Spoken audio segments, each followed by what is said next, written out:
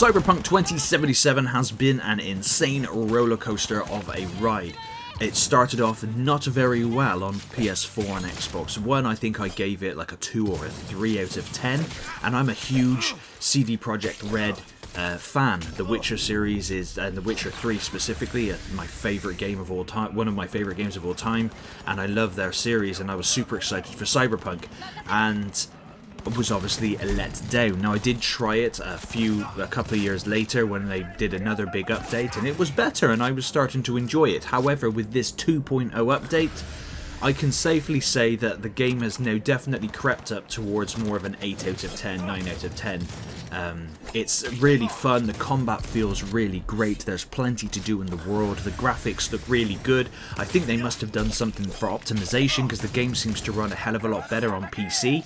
I don't ever really play with ray tracing because I'd rather just have higher frame rates and that kind of stuff, but if you have that super duper $3,000 machine that can run everything on high with ray tracing, you crack on. Unfortunately, I'm a poor man, so I can't do that. But I've been having a lot of fun playing it. I will be honest, because I'm in the process of playing other games and doing other things, I didn't realise 2.0 was out until my brother let me know.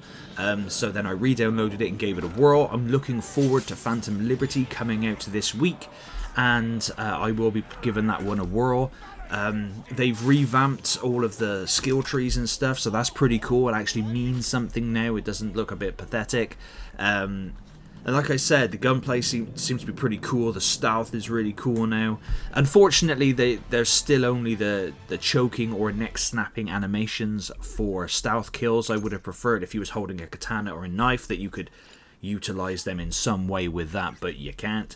And because the game runs better, looks better, and is generally overall better, I'm appreciating the writing, the voice acting, and the story a bit more. And even in a lot of the side content, I'm realizing that it's pretty much as well written as it is in The Witcher 3, which I did miss upon my first playthrough because I kind of did just plow on with the main story, and it ran so bad and was so bugged out that it hindered my enjoyment of anything that would have been good. However, now Cyberpunk 2077 is 100% worth buying in 2023. This is the last update, major update. There's a couple of bugs that's happening and people are having with this new update, which they will fix, but then in terms of extra content being added, this 2.0 update and the Phantom Liberty DLC is it. That's all you're going to get. Is it the game that they promised all those years ago? Almost. It's not quite. It doesn't quite look as good as the old E3 footage, but Cyberpunk is not a bad game. It's not a terrible game. There's loads to do in it in terms of quests and characters and things, and yes, you can love people of all different backgrounds and stuff, and there's all the different cars, and there's car combat now, which is pretty cool.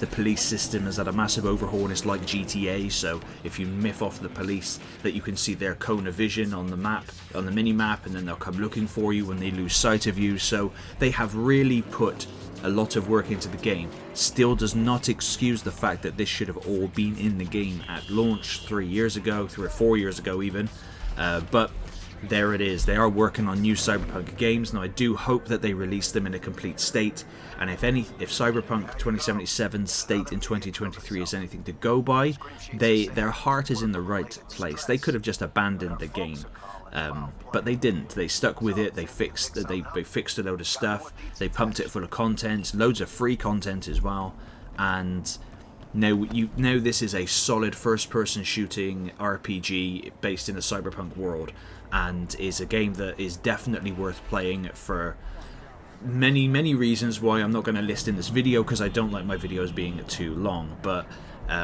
just check out the patch notes alone for 2.0, and you will see that they have put some time and they've put some work into this update. They truly wanted to turn Cyberpunk into the best game that they could, and I commend them for that. You got to give credit where credit is due. But please let me know in the comments down below if you've played Cyberpunk, or if you've been holding off and not played it.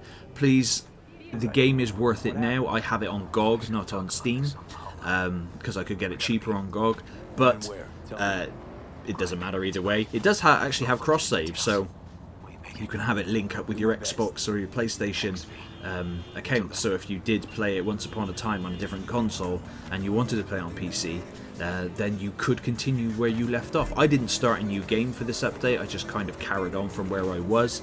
I had completed the game on PS4, I got sort of halfway through the game on Xbox, and then I wanted to get the PC version because I think that's just the best one in general. But thank you very much for watching.